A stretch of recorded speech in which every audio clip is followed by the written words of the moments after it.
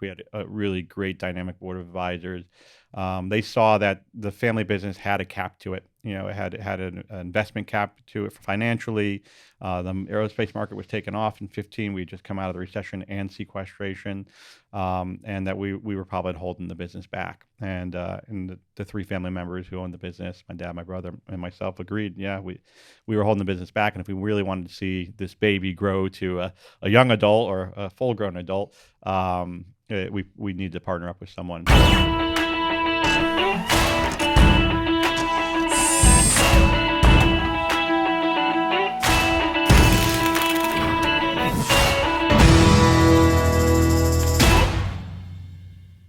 Hey, it's Ari Santiago, President and CEO of IT Direct. Welcome to this episode of Made in America.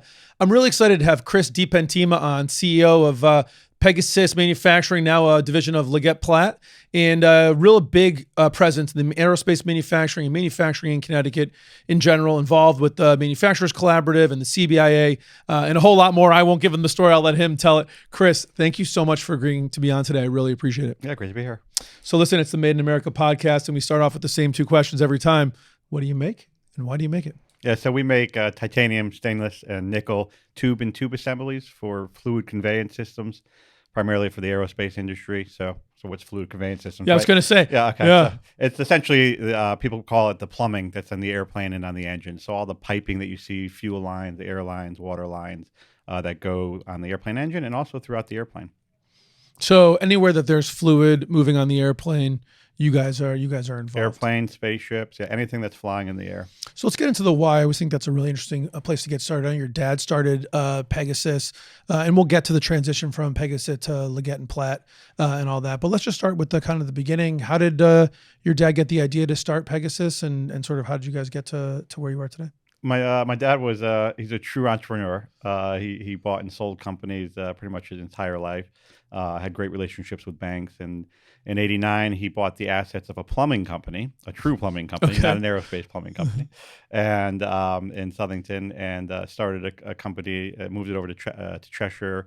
Figured it would be another flip, another 3 to 5 year company that he bought and sold, and it ended up being a legacy. And after a period of time, he did, I think, 7 or 8 acquisitions in the 90s and 2000s, continuing his entrepreneurial spirit. and then in the 2000s, we eventually got into aerospace.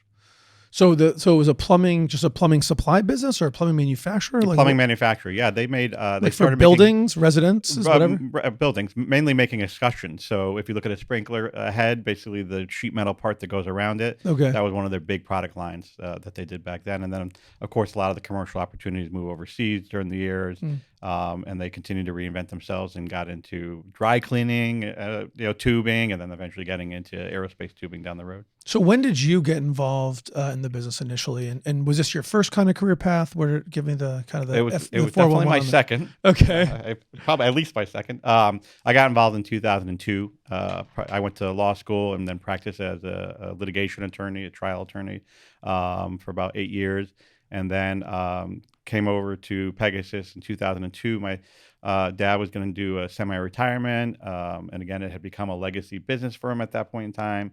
So his options were potentially to sell the business, or he had asked me one last time. We had plenty of conversations before that about joining the family firm, about coming over to Pegasus, and so still wasn't too sure. Worked both jobs for about a year. So no kidding. Yeah. I did not know. A couple days a week as a lawyer at Southbury, and then a couple days a week at Pegasus.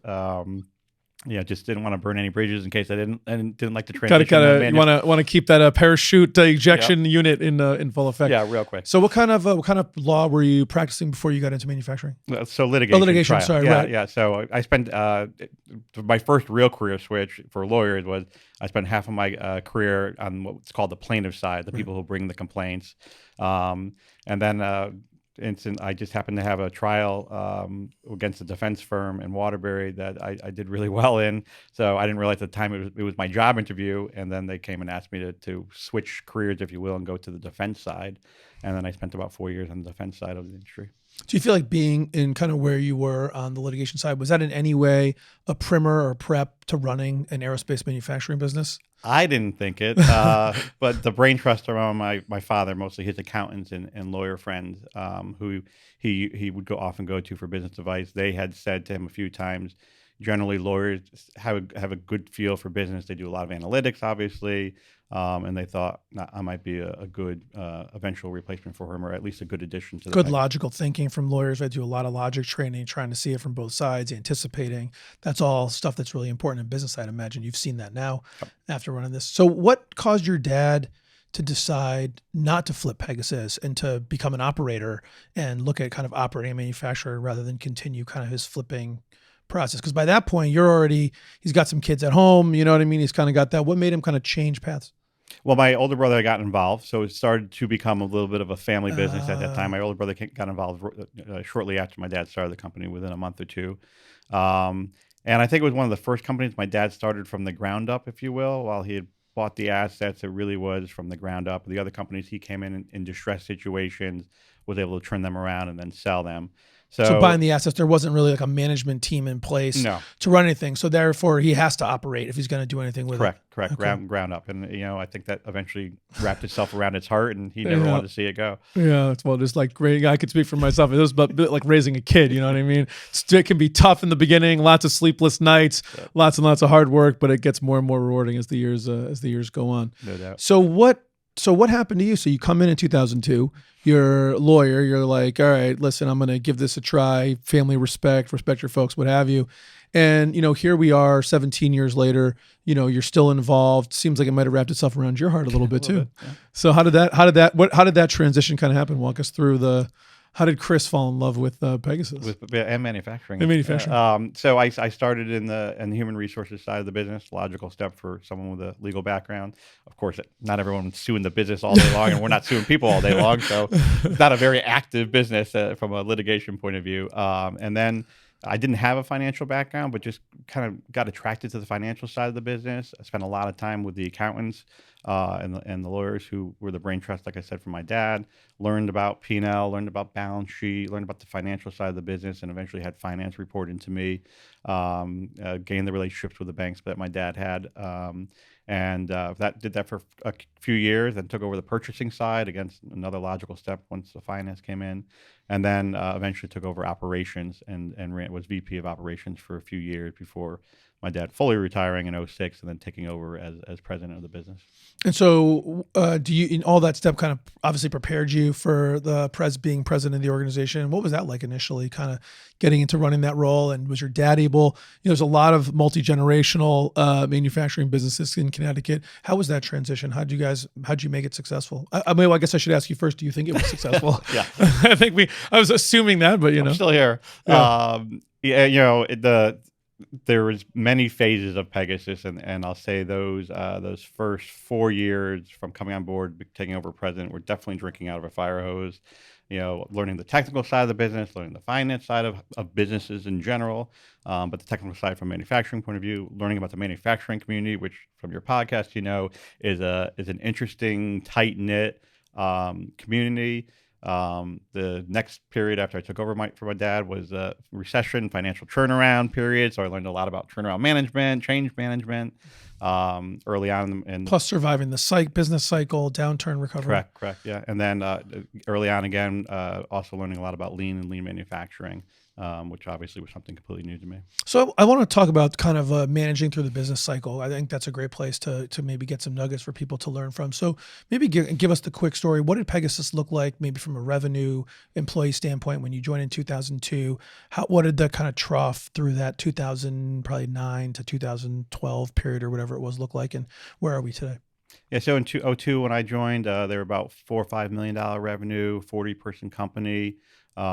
We did an acquisition. Of course, my dad loves to acquire things. He never saw a bad deal. So that was an interesting learning curve for me to understand there are things that's such a bad acquisition. That's right. But he was a big bolt-on guy. Whether it fit or not, just continue to bolt on and grow that way. So we did an 2004 acquisition. So I got to be part of my first M&A without being on the lawyer side, but being involved on the client side. in 2004, and then found out once we moved them to Middletown that it truly probably was a bolt-on, and we had to kind of unwind some things and find our synergies and find our value prop. So I rely a lot on outside consultants because I know I don't know a lot, and obviously I didn't know anything about manufacturing. I didn't know anything about strategic planning. Didn't know anything about finance. And during those all my years at Pegasus, even today, rely on a lot of outside experts to come in, work with us on a strategic plan, work with us on our value props. And so we grew from '02, as I mentioned, about 5 million in revenue to '09, right before the financial collapse, to about 12 million in revenue, 80 employees. Okay, and then what did it look like through kind And of then the collapse, yeah. So we were. How far did we go? Yeah. The '04 acquisition made us a heavy player we were in aerospace at that point in time. We became aerospace through that '04 acquisition, which was mostly a machine shop, not a tube shop. And we were heavy in the business jet market. And if you all remember, in '04, 3 guys from Detroit flew on their business jets to Washington and said, "Hey, we need money." Yeah. And everyone said, "I can't believe you just flew here on a business jet." And the business jet market completely collapsed. Is that right? Oh yeah, completely collapsed. It was the first aerospace market to collapse. Usually usually manufacturing, and generally aerospace manufacturing is one of the last industries to go into a downturn cycle. Also, one of the last to come out too. So in '08 September, we had the financial collapse. And in December, with the financial collapse and the automobile collapse, those guys had flown to Washington. In December, we saw the first part of the aerospace collapse, which was the business jet market. We had one customer went from 4 million to about 500,000 overnight. Ended up laying a quarter of the workforce off. Like I said, we're about 75 folks maybe back then. Had to lay a quarter of the workforce off. The interesting thing about that recession, a few years before, I had started the strategic planning process using an outside consultant, Constep, which is a great resource here in Connecticut for a lot of manufacturers, and also a person who was formerly from Wiremold, who really specialized in strategic planning. And Another deployment. big Connecticut manufacturer, right? Here in West Hartford. Wrote one of the lean books. Yep.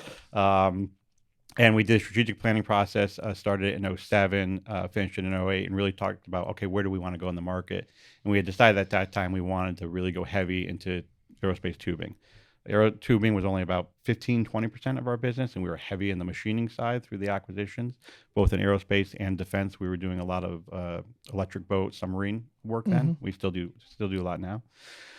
So we went forward with a plan. It was about a $2 million capital investment, which for a $8-9 million company was a pretty significant capital investment. And we started to execute on that strategic plan near the end of '08, and bam, the collapse came. So probably my first real strategic decision at that point in time was: do you continue to move forward with strategy, or do you just abandon and kind of go into crisis mode? And we continued to move forward with the strategy. The management team was on board. We did the headcount reduction, but we said we're still going to invest. We're going to have to do it slower, obviously, because it was tough financial times. Banks weren't lending money in early '09. We went forward with our strategy. We invested heavily in the aerospace tube side of the business to make it a real aerospace tube supplier. We had done some market research that said there was a niche there. Customers wanted that. And like 3 months into the recession, we won a huge contract. Our biggest customer still today, Rolls-Royce. 3 months into the recession. And Lucky we you. ended up, we went in and we came out real quick. So by the end of '09, we were fully back to where we were at the end of '08. Wow. Yeah, it was. There's a pretty strong lesson right there, right? About kind of that focusing on focusing it through. So how did you have the confidence to do that? I mean, here you are, you only been in the business 6 years, you were reluctant to get in to begin with. The business is 80% something else. How did you, just give us some of maybe the tactical kind of decision-making process you went through, and how'd you find the money to invest? Where did you cut to be able to invest? How'd you make that work? Yeah, luck is always the best part. Right? The best strategy you can have is luck. One thing about the strategic planning process it taught me, it was a 5-day lengthy process, 4 walls, whiteboards everywhere, a management team, voice of the customer, voice of suppliers, having that data, having that research to support the strategic plan. That gives you a lot of confidence, right? We knew there was a market niche out there for an aerospace tube assembly shop. And that made me feel better about it. Fortunately, my dad, like I said, has great relationships with banks, and I helped. Was able to develop some as well with him, and we were able to find some local community banks who got us through, helped us with the investment. and it ended up turning out well for everybody. Yeah, it certainly Yeah. sounds like it. So you said you just talked about voice of the customer. Talk about that a little bit. What when you say voice of the customer, what does that mean? Maybe explain that to the audience, and why was that so critical to have in the strategic planning process? So we had a new sales guy come on in 2007, 2008. Had came from a fabrication house, mostly sheet metal.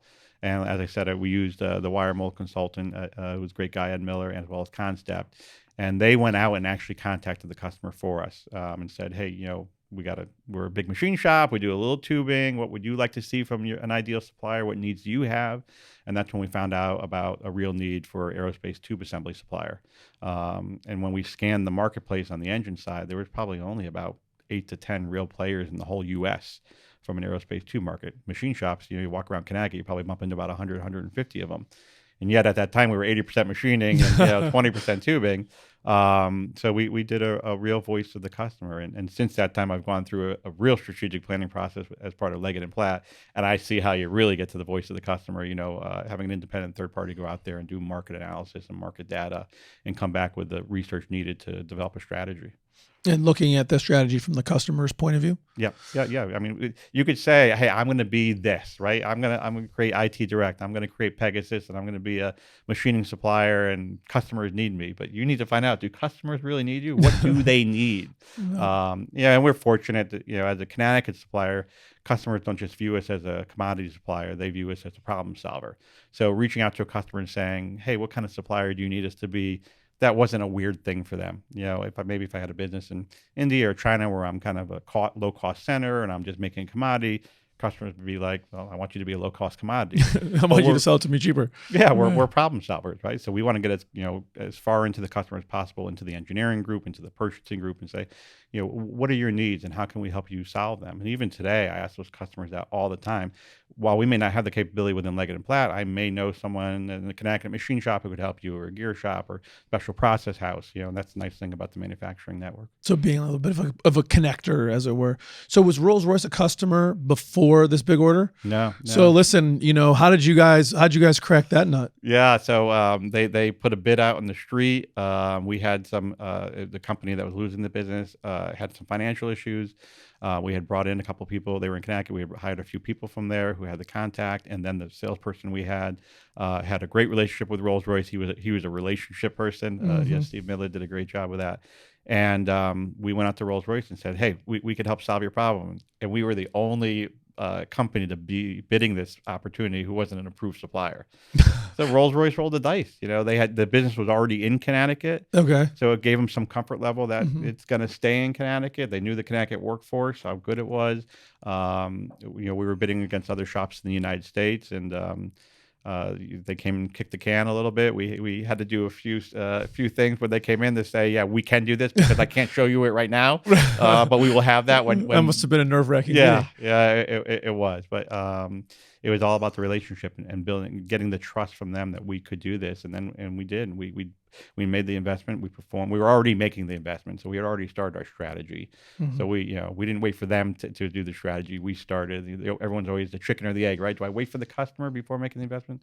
We knew this was an investment to make no matter what, whether it was Rolls-Royce or down the road General Electric eventually came, or wherever the opportunity was. Yeah, I think it's hard, and I'm interested in your take on this. I think it's hard in business.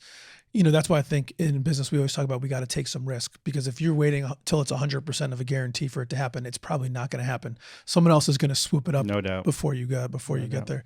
So right now where we stand today, before we get today, because I know Leggett and Platt, I want to get to that, but or Leggett and Platt, but what was your role sort of right before the Leggett and Platt when you're kind of running the organization? What do you view? And actually, let me ask you this question: before you sold, what did the profile of the company look like? How much had you grown since 2000, coming out of that recession? Yes, my dad retired in 06, stayed on. I know he wanted to still understand what was going on with the business, and as I said, I really have a desire to have experts around me. So I created a board of advisors that I kind of reported to, and we would have quarterly meetings about how the business was going. So by the time in 2015, we had reached about 15 million in revenue. We're just south of 100 employees. About 85 employees.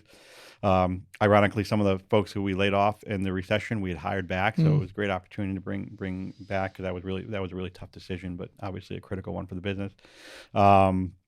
And my dad did a good job. You hear the horror, and I've sat on some family business boards, and you hear the horror stories when number two generation takes over for number one, right? And number Yeah. one's still sitting in that chair, right? The day I took over from my dad, he literally got up and left the building, and I took over in his office, and I give him all the credit for doing that, because it's tough when the business is wrapped around your heart to be able to just Yeah. be able to do that, but. He knew that was necessary. You can't have a 2 or 3 headed monster in the business when you're doing a transition succession plan.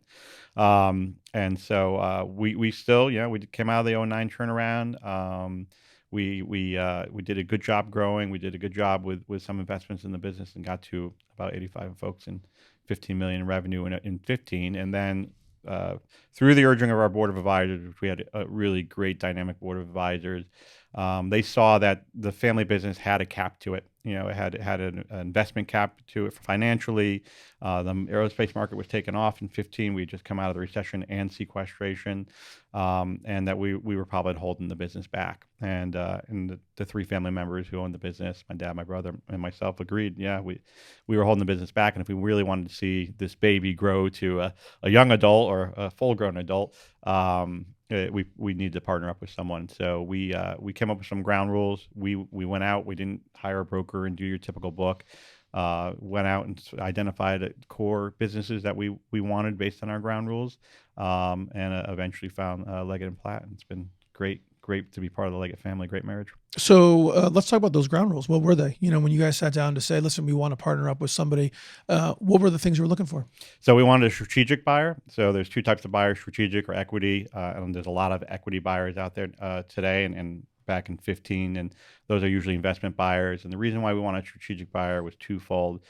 Usually an equity buyer comes in, and then there's another sale 5 or 6 years at most down the road. And for the employee's perspective, from the Pegasus business, who the employees were family to us, we didn't want them to have that concern that the chain. Oh, here comes another sale. Who's our new owner going to be? Mm-hmm. So that was part of the reason for the strategic, and the other one was the synergy. We didn't want just a strategic buyer who was a manufacturer like Leggett and Platt. We wanted someone who could add value to us, either vertical integration or a big sales base like we do now, like we have, to help with the synergies of the business. So that was ground rule number one, strategic buyer. Ground rule number two, which was probably number one, was that we didn't want anybody in the Northeast. Didn't want the risk.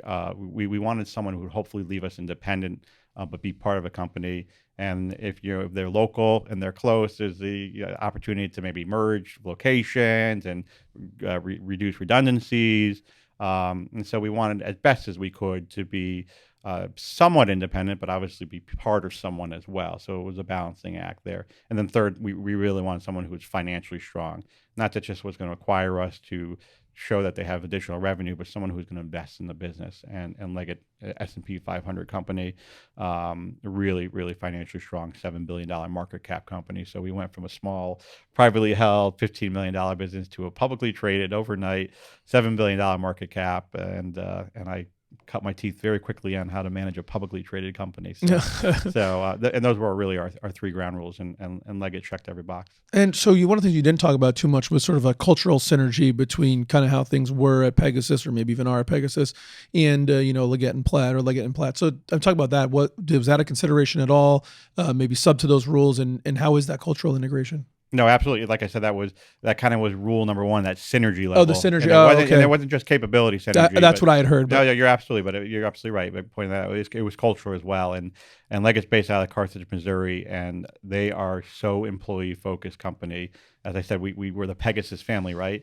And we used to have a shirt that said Pegasus, and the U.S. at the end was underlined. It was all about us. And I would always remind employees, us doesn't just mean us within these four walls. Us is the community around us who's helped. A business is like a child, right? It's all about nurturing and growing that child. And the us it's a wider community. And Leggett became part of that us. They're Midwest. It's just a real employee focused.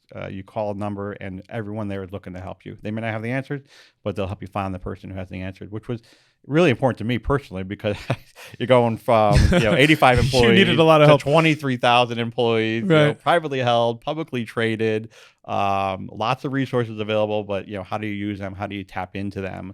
And that's what Leggett's specialty is: acquiring smaller manufacturers, leaving the management team in place, keeping the entrepreneurial spirit there, but being that backbone, that resource. Tell us what you need to be able to grow your business exponentially. And that was just an unbelievable culture fit for us, me personally, but again, also for the employees. So how has the business changed or grown in the last 4 years since the acquisition? Doubled in 4 years, just about. Yeah. I mean, both on the revenue side and the employee side. I think they're just under 125 employees now. Leggett's done a great job with some capital investments. The employees have better benefits. Bigger company, you can get better benefits than your smaller business. They've been really good to me. Leggett and Platt has put me through their management program, what we call the Emerging Leaders Academy. And I was one of the first classes to go through. We just finished our third year, which was our graduation year, going through learning about leading business, leading people, and leading change in each of the years. And then recently in August, I was promoted to the Tube Division President role, which is overseeing essentially 4 of the 5 locations of Leggett Aerospace. So let's you talked about community, which I think is important. And how has the merger impacted your ability, or Pegasus's ability as an organization, to impact the local community? A lot of local businesses, we talk about that they support both financially, both with manpower. Some people have kind of like give back days. Either the company takes a day and they all go volunteer, or people have X number of hours throughout the year they'll go and they can volunteer for something and the company will still pay them. Obviously there's sponsorships of local nonprofits and all that stuff. How has the merger impacted that, either and positively or negatively? Yeah, it's been very positive. We just did a big food drive for Amazing Grace in Middletown, which is an organization that we were engaged in even when we were privately held. Mm-hmm. And again, that's one of the great things about Leggett. They're like, if you've been donating to your little league team, keep going. Even though we're in Carthage, Missouri, and you're in Connecticut, just keep being that corporate community partner. Corporate responsibility is huge with Leggett. They're big in Missouri. They're one of Missouri's largest employers. But we've got 134 locations worldwide now. We have more employees working out of the U.S. at Leggett and Platt than we do working in the U.S. for the first time. But they're really supportive of that. We just did a huge fundraiser for toys for the Salvation Army, for I think four families, where we brought in toys. Everyone brought in presents for them. We still contribute locally to. We do a lot with the Middlesex Chamber, mm-hmm. who has some great events. We have the youth program where we bring in a couple of troubled youth for the summer. They'll work at Pegasus, and we don't pay them, or they get paid, but also they get support from the town as well. That's exciting. Yeah. So how do you guys go about, recruiting employees? I mean, listen, it's talked about a lot on this podcast in a lot of places. Connecticut, one of Connecticut's biggest business focuses, we feel, is workforce. What can we do to develop it, grow it, retain it, train it? And I mean, you're out there. Let's just start with the very specific, which is, what are you guys doing to overcome the recruiting challenges at Pegasus? Yeah, it's global, just so you know. I mean, I have workforce issues at our French facility, my Seattle facility, my San Diego facility. I actually wanted to stop there because I think it's important for whatever reason. And, it's my mission to turn that frown upside down when it comes to sort of the Connecticut outlook. But I think somehow there's people around here that think like this is a Connecticut problem. It's not. It's worldwide. I hear about it from our folks who run our Croatia facilities. It's worldwide, and I think we have an advantage in Connecticut because we got a head start in solving the problem with our incredible technical high schools that we have here, our technical community college programs that were developed. I think our incredible workforce that we have here. So the way we go about it is a little multifold. First of all, we keep our current employees happy, and by doing that, we get a lot of referrals from our current employees, whether it's family members or people that they went to school with or people that they met. We get a lot of referrals from the folks within our 4 walls, which is very helpful because they know the quality of the person you're looking for, as well as the skill set, the capability. I'll tell you, and since I came on board in 2002, we at Pegasus have definitely transitioned from when I first came on board. It was all about skill set. It was all about skill set, right? And attitude was secondary, I'll say, but aptitude was primary. And we have completely 180'd on that. It's all about attitude now, and we'll train for aptitude if we need to. So if you have some basic welding experience, but you got that drive, you come to work, it's more maybe just about a paycheck. At our new hire orientation, I share a chart with people that talks about levels of engagement, and the highest level is usually that owner who, when the company's not doing well, they're literally reaching into their pocket to finance the company. When the company's doing well, they obviously get something back in their pocket. And I want every employee to be that way. And in fact, Leggett calls their employees their employee partners because everyone's allowed to buy Leggett stock and through discounts and get that level of engagement. So everyone really is an owner, Yep. and they have that level of engagement. So we really look for the attitude side now a lot more than the aptitude side for candidates. And then we train for aptitude. So that's one of the ways we're doing heavy recruiting. So When you're looking for aptitude, or I'm looking for attitude Attitude. versus aptitude, do you have any nuggets, like any things that you guys use or that, the recruiting team uses to sort of suss out and sort of assess that attitude, right? Because I mean, this has become, in my view, one of those business things, right? Like, hire for attitude, train for skill, or hire for culture, right? But how do you do it? What are some of the things you guys look for? And I don't know if you're close enough to know, but maybe you could share some of. You got to get to know the person. So ask them, what books do they like to read? What do they do in their spare time?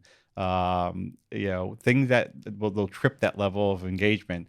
What would they like to see in a business? What do they want to see when they're 50 years old? Are they owning a business? Are they head of manufacturing? Are they head of engineering? Or no, I'm still the shipping and receiving guy. Asking those type of questions and really trying to get to know the person. If you don't know the person, you're not going to know the attitude, right? It's just going to be a 10 question checkbox interview, and it's going to be all about skill set. Well, where did you learn your welding skill? Okay, what did you do at this job? How long have you been doing this? Where have you done it? What have you welded on? Yeah. The interviewing process has to radically change. I mean, I think everyone needs to rip up their old interview sheets and really get to know people.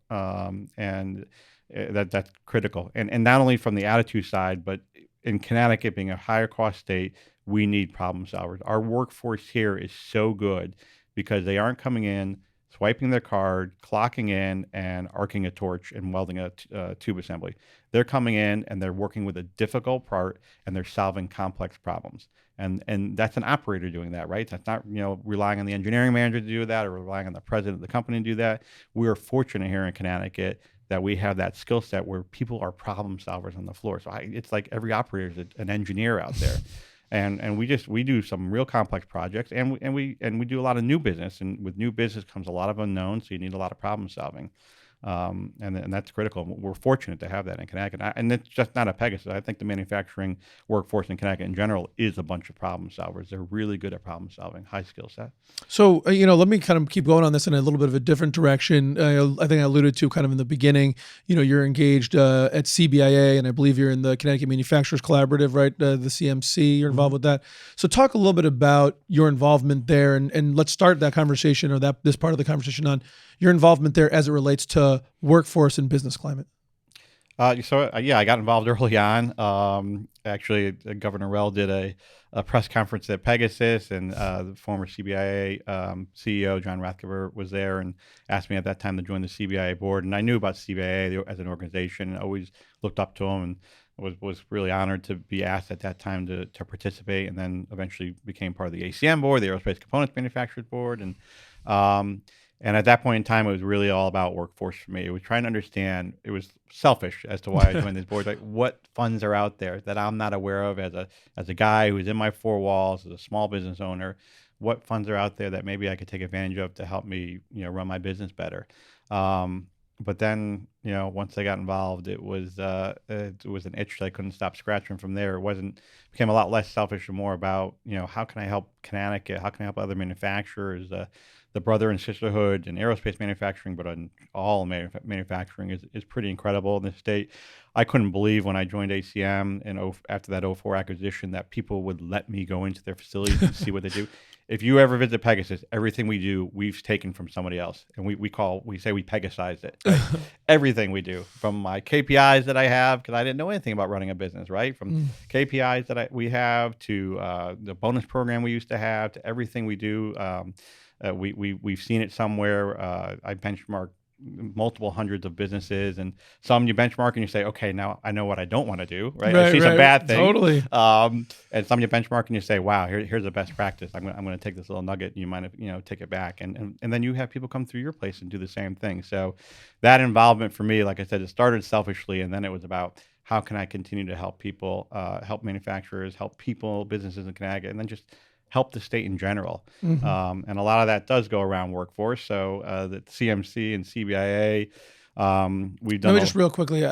Most of the people here probably know the CMC is, but just to one of the things I really want to get the word out. I'm a big believer in collaboration, and you're kind of singing my greatest hits over here about the benefits of collaboration. We joke around here about the R&D department, rip off and duplicate. There you go. And so I'm a big believer in peer learning, and I think the CMC was one of those efforts to reduce what a lot of people kind of around the state call the alphabet soup of this group, that group, the other group. So just talk about the CMC briefly, what it is, and then you get into your involvement. Yeah, and it is definitely an alphabet soup. I tell people if you're going to learn about Connecticut manufacturing, you need a cheat sheet. It starts with A and literally goes to Z, and there's acronyms all through there. But the CMC is the Connecticut Manufacturers Collaborative. Believe it or not, it was an idea that we had about 10 years ago, right when the recession happened. Myself, Joe Brennan, who's the CEO of CBIA, Bonnie Del Conte, who's the CEO of Concept, the manufacturing extension partnership I mentioned. And at the time, a guy named Jerry Klepper, who was the head of the New Haven Manufacturers Association, Jamie Scott took over. Former guest here, is now runs the New Haven NHMA, New Haven Manufacturers Association. We got together, and after about 6 years of me being out there, right, going outside of my building and joining these organizations, I came back and said, I don't have any time to be inside the damn building. I'm going from meeting to meeting to meeting. Sure. And I'm learning something new at each meeting. Right. There's so much out there. And I'm like, how can any other CEO or president do this? And I talk to them all the time. I say, today's CEO needs to be more outside, more external than internal than ever before. But this was ridiculous. I mean, there was something going on. And I was like, oh my God, I didn't know about this fund out there. I didn't know about this grant out there. I didn't know about this workforce opportunity out there. And so I got them together, and we all got together, and we said, I said it would be really great if there could be like what we called it then a core network. Terrible name, but to get all the associations and have the heads of each one of them kind of come together in this, hub and spoke, if you will, the center of the tire, and share their calendars and share what's going on, and maybe really reduce some of the duplication. But it wasn't the right time. There was a lot of sandboxes back then. There were still the manufacturers hadn't come together back then. CBI and Concept hadn't merged. Mm-hmm. And then just a couple of years ago, CBI and Concept merged. Has it been that long already? Yeah, 2 years. I think we started in summer of 18, so a year and a half. CBI and Concept merged, and we got some new leadership. Ron, who you met at CCAP. Ron Angelo over at CCAT, and so we got some new leadership there. We had Jamie Scott at NHMA, so we saw some new leadership at Industries. Paul Murphy at Aerospace Components Manufacturers came in and took over as the executive director there.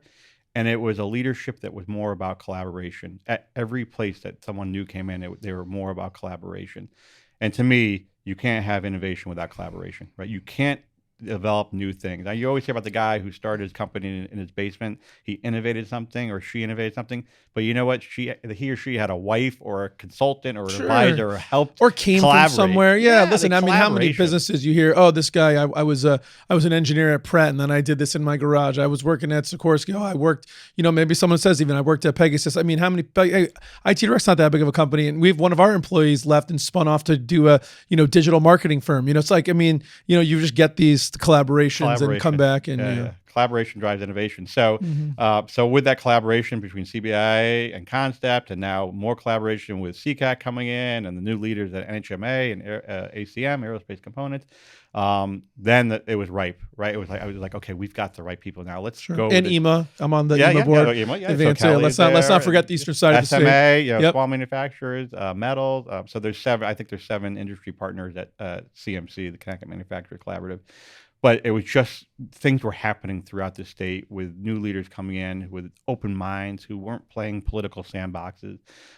It was perfect timing. So late 18, we call a meeting. Bonnie and Joe kind of coordinate getting everyone together and said, all right, what about this core network? Terrible idea, terrible name, great idea. Concept. Should we get everyone together? And we had our first meeting, I believe, in October, and it was awesome. Bringing the 7 industry associations together, the main industry associations of manufacturing Connecticut together. CTMA, the Connecticut Tool Manufacturers Association, is also one of the members, and saying, guys, let's get our house in order, right? What are our priorities? Because when I used to go to the Capitol and testify for ACM when I was on the board, I would see SMA walk in there before me and probably say, we need this. And then I'd walk in and say, oh, besides the way, I need this. And then someone else would walk in afterwards and say, no, we really need this.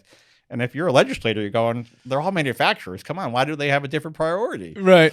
So Right. we got our house in order, and Just like everything else in business, right? If you're spreading your attention and energy in lots of different directions, it's how many analogies are there? The shotgun versus the gun, the flashlight versus the laser, right? The more diffuse and all over the place the ask or the attention is, the less kind of traction we can make. And so that's the CMC seems like a great idea to move that forward. Absolutely, yeah. And you had to have more laser focus because state funding, it's not like we're throwing off a ton of cash here in Connecticut. We can invest in a couple bad investments and it's no big deal.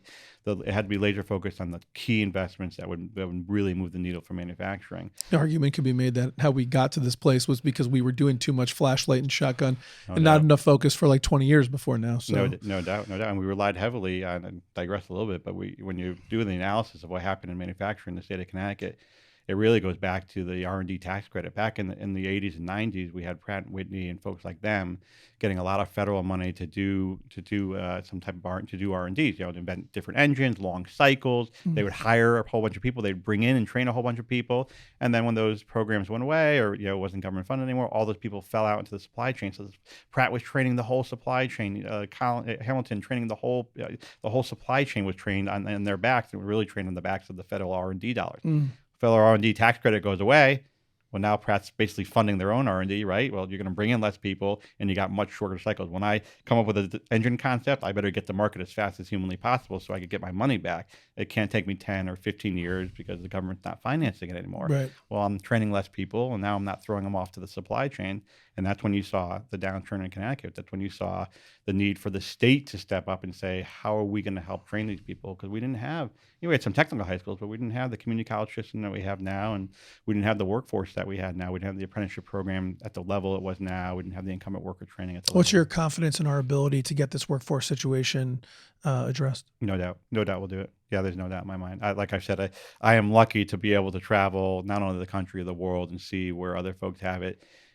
Our head start on the infrastructure side, on the curriculum side, is really second to none. I go to other states and they're like, I wish we had what you have. I wish we had the curriculum that you have at the community college level and the technical high school level. I wish you had the interest in manufacturing that you guys have in Connecticut. I wish you had your associations that you're collaborating that you guys have in Connecticut. And they're not even aware of the CMC. They're just talking about NHMA and SMA kind of collaboration and ACM collaboration. We will be the only people who stand in the way of solving this problem. We have the infrastructure. Obviously, we got to get creative on how we fund things. But I think it's the prioritization. I think the funding's there. We just got to figure out how to prioritize it. And that's what CMC came to be. And we were fortunate that we came to be right before a new governor came into place because we had a clean slate and said, all right, let's come up with our priorities, and our number one priority was a chief manufacturing officer and give Governor Lamont credit and Commissioner Lehman credit for listening to us, and not only listening to us about the position, but listening to us about the candidate. We said Colin Cooper would be the top person for this position, and they listened to us. Obviously, they interviewed a bunch of people and felt the same way, and there's no doubt Colin he's already having a tremendous impact, and he will have a tremendous impact. It's exciting to see that kind of being listened to and kind of all that. And what's the role that you see, as I think you're probably aware, CBI and I don't always see eye to eye on approach. What do you see as the approach the business community should be taking and specific manufacturers should be taking to improve the business climate in Connecticut? Yeah, and I understand why you don't see eye to eye, but I don't know if it's necessarily the right eye to eye. So the CBIA has a perception of being negative, right? And they have a history of this perception of being negative. And what it is it's them calling out to Connecticut, hey, we're concerned about this. We're concerned about this bill. We're concerned about whatever it is. And it's raising that concern for people to be aware of. Because if they don't, then people aren't aware of it.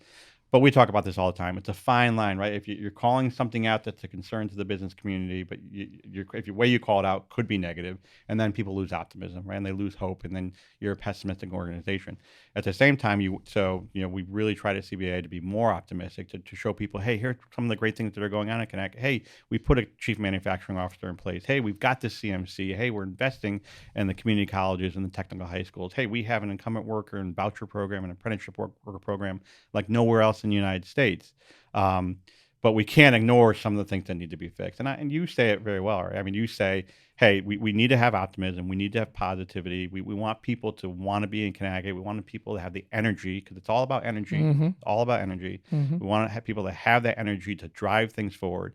But at the same time, we can't ignore the things that need to be fixed, because that's what we want them to use their energy on, is fixing them. And so that's the message for the business community, and that's the message the business community has to have. We have some of the smartest people. I mean, people on the CBIA board and the CMC board and the various boards, and as I mentioned, the leaders of the organizations.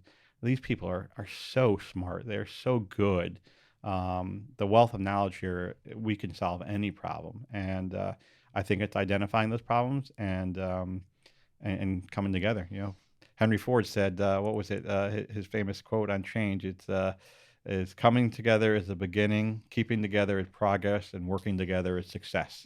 There you go. So we are coming together, right? It's the beginning. Let's keep together. And I think we're starting to test it. CMC's been together for about 1.5 years now, and it had some great impacts, and then now we need to start working together. There's definitely an attitude change. I'm out there a lot, in a number of ways engaged in this community in specific. Just the podcast obviously has given me a unique perspective. We've had people on here from beer brewers to Stanley Works to aerospace and a lot of stuff in between.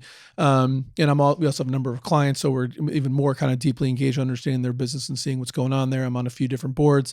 The level of collaboration and the desire to work together it's palpable, and the change is talked about.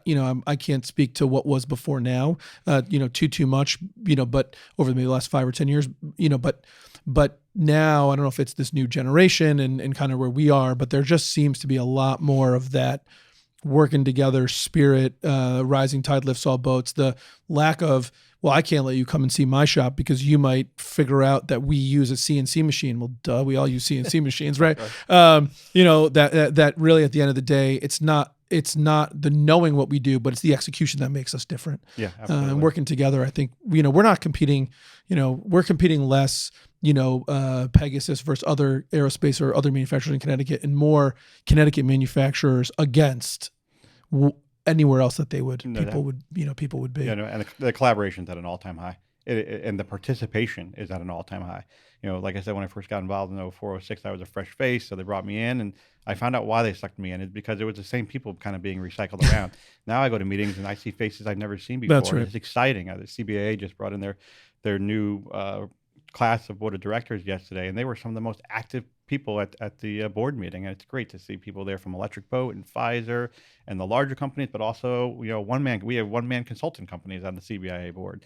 The cross section, it's awesome. The collaboration level and the participation level is the highest, it said. And Commissioner Lehman said that was one of the things he was much impressed about in his first year in the role, or first 9 months in the role, is the engagement level. If you don't have that, you're not going to solve anything. Yeah, listen, you made that point, I think, earlier. Without the people, without working together, we got nothing. So that's great. So just turn back a little bit more to kind of Pegasus specifically, and kind of that. What's your role today? Is it quite similar to what it was in 2012? You're still kind of the face of the organization, out there meeting with customers. What does that look like? No, it's a lot different. Like I said, in August, I took on this new role as the tube division president. So I've got a great management team here in Connecticut who basically runs the day-to-day of the business. I'm in Connecticut a lot less. We have 2 facilities in France that I oversee, a facility in Kirkland, Washington, which is Seattle, and a facility just south of San Diego. So I oversee those 4 locations as well as the Connecticut location now. So I spend more of my time outside you spanning either end of like 6,500 miles there, So another, everything's bad in Connecticut, right? Well, Connecticut's the epicenter of those places, right? So France is 6 hours to my right, and the West Coast is 6 hours to my left. So perfect place is Connecticut. That's right. That's right. That's why boss said to me I said, well, where do you want me to be based out of? He said, Connecticut's perfect. You've got your time zone. You're the guy in the middle. When you're having calls in the morning, 10 to 30 is the only time that works for me, and it works for everybody. Yeah. So what do you see for the business here? Just from a specific Connecticut perspective, do you see that over time the merger is going to reduce the investment of Leggett and Platt on the Connecticut facility? Do you anticipate there'll still be growth and investment in the facility here versus moving that work elsewhere? What do you see for the future of Pegasus? Absolutely. Yeah, there'll absolutely be growth here. They have we've gotten approval for it's shovel ready now for a 35,000 square foot addition right off the back of the building in Middletown. So we've got a nice campus there to expand. At the same time that the team here is working with our bigger resources at Leggett. We have a continuous improvement group based in Carthage and other folks based centrally that we work with. We tap into those additional resources. So we have the bandwidth of a company of 24,000 people. And they're looking at layouts in the facilities as to how to optimize the current layouts to double the business in the current facilities. So we have huge growth on the horizon. We grew 50% this year, 50. I think they have about another 30% growth that we expect here in Connecticut. The aerospace group within Leggett is considered a growth group within Leggett. Leggett identifies a handful of growth groups, and that's where they get prioritization on investments and resources. And so the Connecticut facility is in that growth group, and the Connecticut facility is one of the growing, faster growing organizations within the growth group, if you look at it. So in Connecticut, we do tube assemblies. So we take the raw material from our San Diego and Seattle and French facilities, which are the tube mills, and we form them. And we also do that forming in the UK. And the UK and England and Connecticut are the tube assembly shops, and they probably have the fastest growth amongst the 5 locations. What are you guys doing to continue to maintain that growth? 50%, 30%, those are some big numbers. What do you guys do to support that growth from, is this existing customer, just more orders? Like, what's kind of the strategy to actually drive that growth? Yeah, existing customers are the best, right? They certainly are. Satisfy them, you know them. Right. You don't have to learn something new. Yeah. And so certainly, customer satisfaction is the way to grow. We're fortunate that we're on growth platforms all over at all our 5 aerospace locations. We're on the LEAP program, which is a GE program for 737, as well as for the A320. We're on most of the new airframe and engine programs at our facilities. So we're getting program growth, just natural growth of the parts you have. And then we have a worldwide sales team, something we didn't have when we were privately held, right? I had one sales manager who I mentioned worked on the voice of the customer and the strategy side.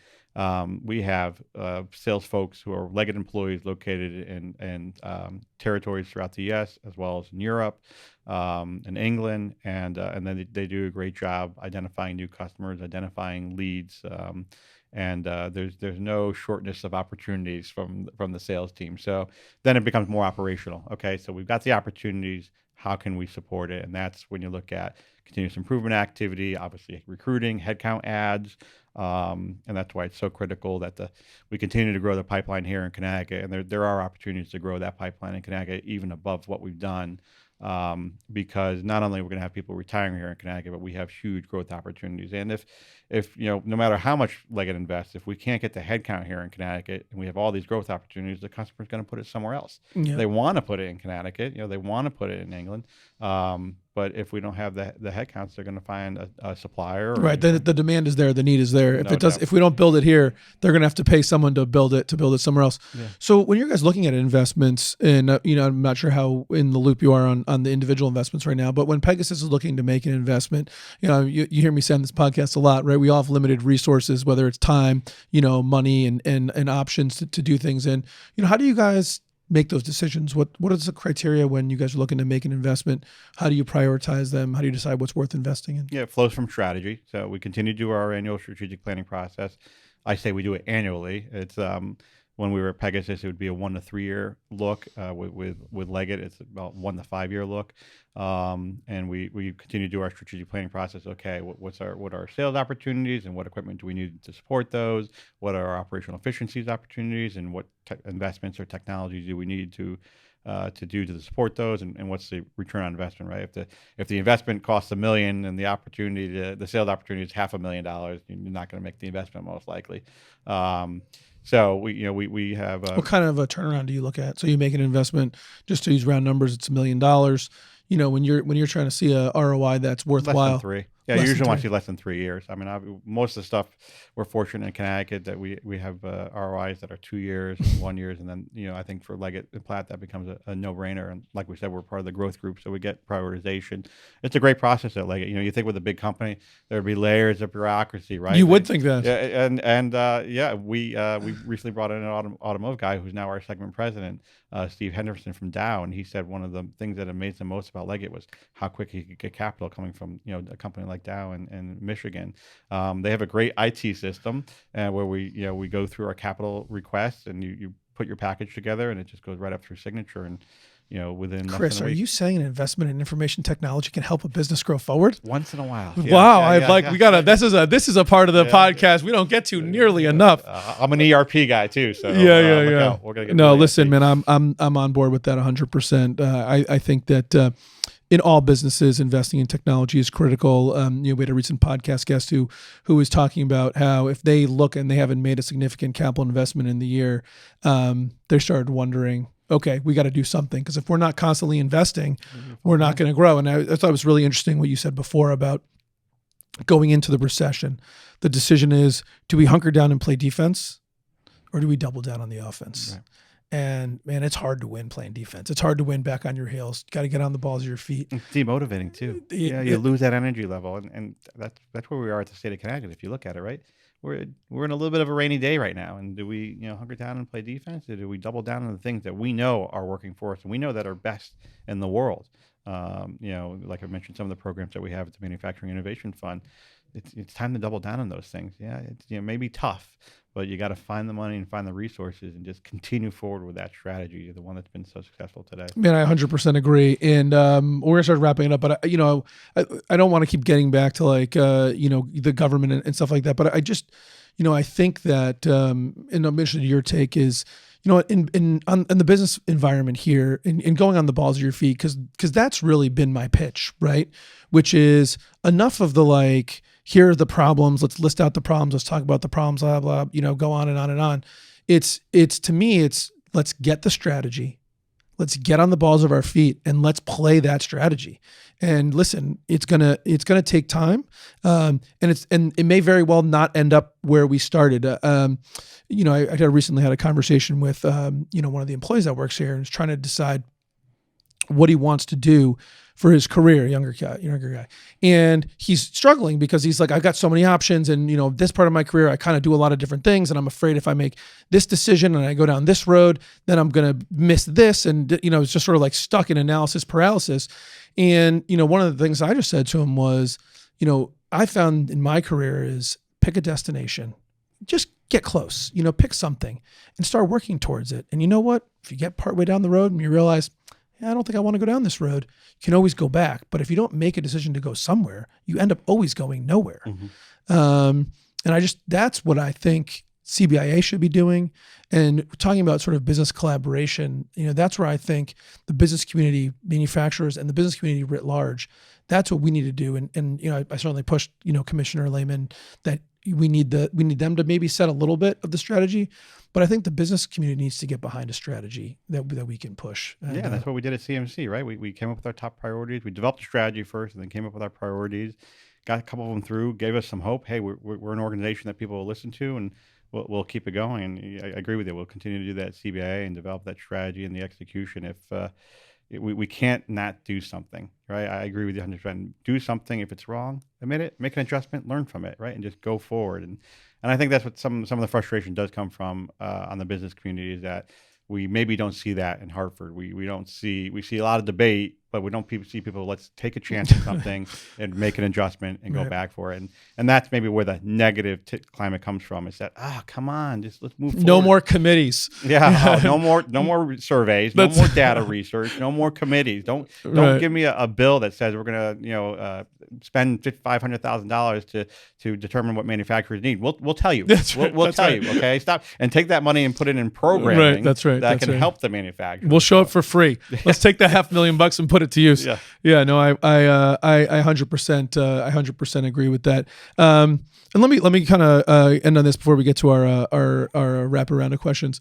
What do you think Pegasus did as an organization that allowed you to be successful, that's maybe different or unique?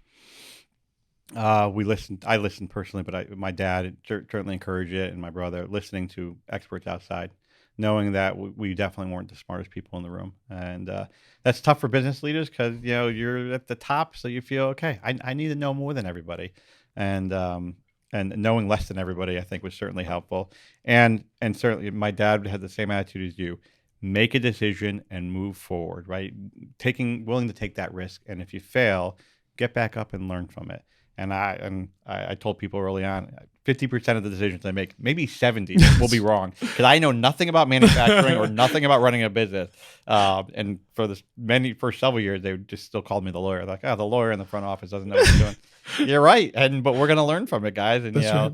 so embrace failure. Learn from it. And keep the debate going. Don't be afraid of. I told the CBIA board yesterday in my outgoing remarks is, I'm not paid to run businesses and lead businesses. I'm paid to develop and execute strategy, manage change, and manage conflict. And conflict's a good thing.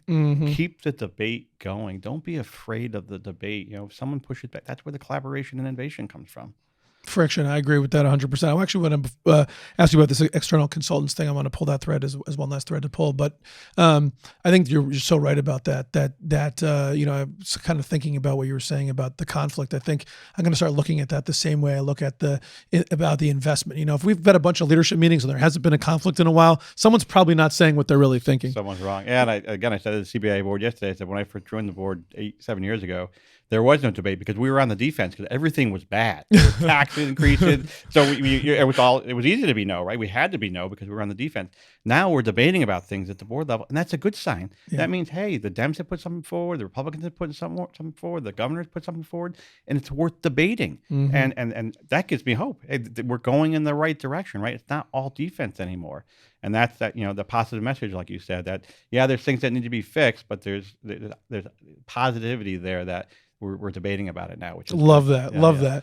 How do you make the decision on the external consultants? We've heard about that on the podcast before.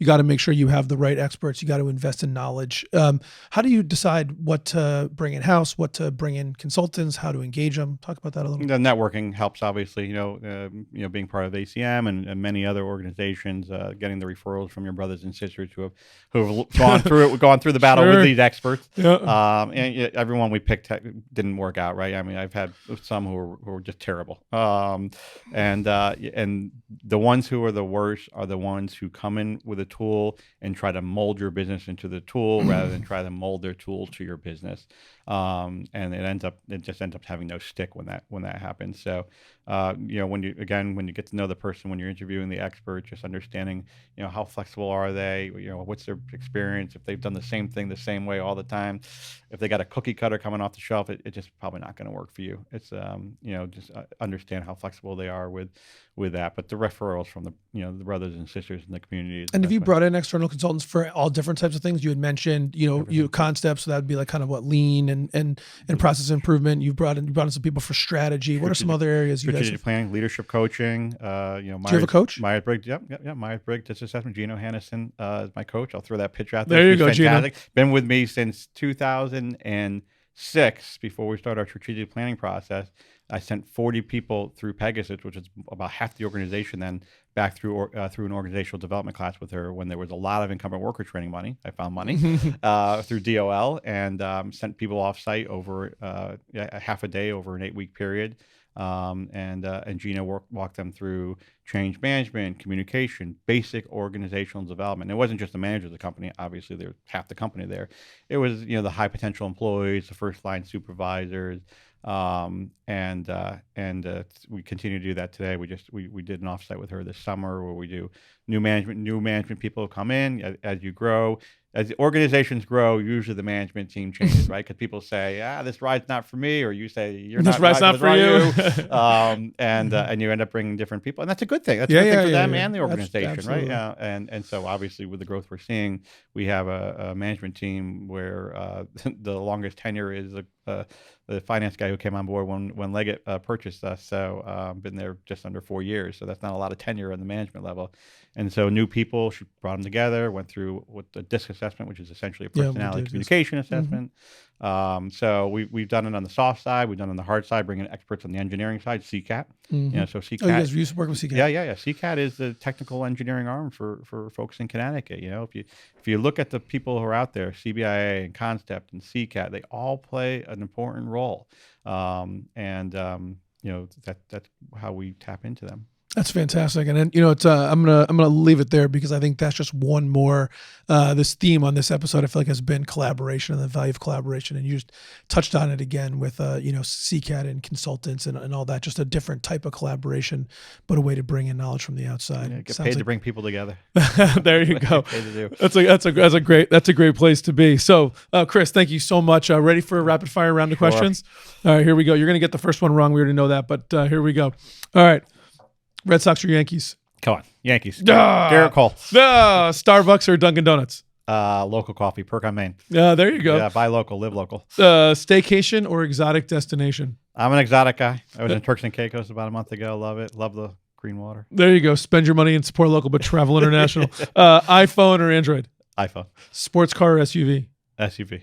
If you had to do something other than what you're doing today, what would you do? Can I be GM of the Yankees? You can. All right, yeah. I'll be GM of the Yankees. I like it. Favorite business book? I love Lencioni. Powerful Engagement, probably. It's all about the importance of energy over time. Is that Patrick Lencioni, you said? No, I do love Patrick Lencioni. I was going to say one of his books. I saw one in your lobby. I do love him, but and I love Good to Great. But Powerful Engagement is probably a little less known, but it's all about tapping into energy and how you manage your energy. Some people think it's all about 24/7 investing time, but it's more about utilizing the right level of energy to make progress and get things done. One thing, Chris, that you learned early in your career that you think's helped propel you to the success that you've had? I'm not very smart. Listen to other people. Yeah. Definitely not very smart. So, as we've been talking about, certainly listen to the voice of other people, but filter it. You got to make your own decisions when it's all said and done, and don't be afraid to fail.